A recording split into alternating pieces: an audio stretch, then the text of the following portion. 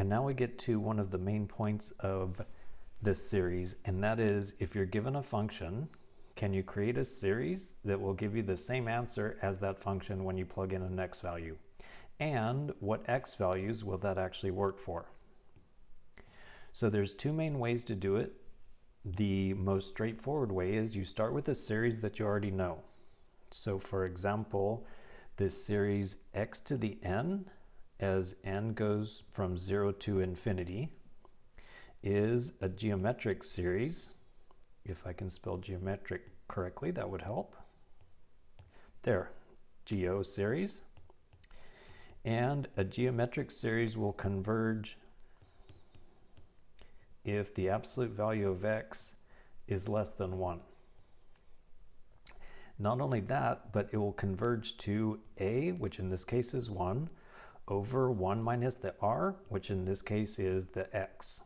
So that's the series that I'm starting with that I already know is true. And then how can I create that series? So basically all I need to do is substitute, instead of x, use x to the fourth. So everywhere there was an x, I'm going to have to replace them all with x to the fourth. So this means we would have the series.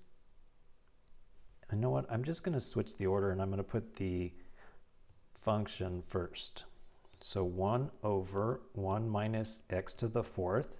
So starting with this and replace the purple x with x to the fourth equals the series going from 0 to infinity. And now replace this x with x to the fourth.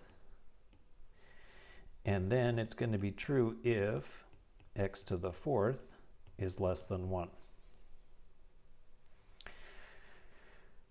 So basically we have this is the original function. Then we have this series representation. So if you go to the series and you let n equals 0, so that's going to be x to the 4 raised to the 0. So something raised to the 0 is 1. And then let n equal 1. So that's going to be x to the 4. And then when you have n equals 2, so then you raise a power to a power and multiply. So that's going to be x to the fourth. Excuse me. 2 times 4 is 8. And then when you change this to a 3, it's going to be x to the 12th, etc. So that's the power series representation of the function. And then I just need to figure out, what about this part?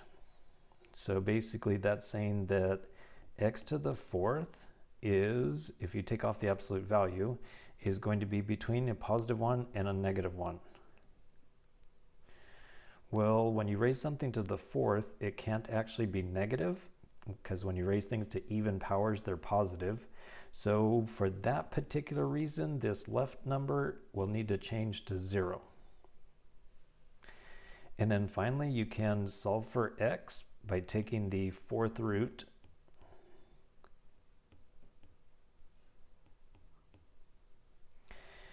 and then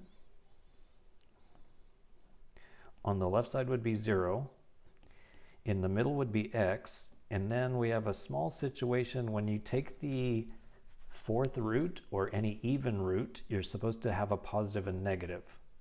So then it would change back to positive and negative. So for a little while we got rid of the negative 1, but it was persistent, and because you have to take plus and minus the fourth root, then it would be between negative 1 and positive 1.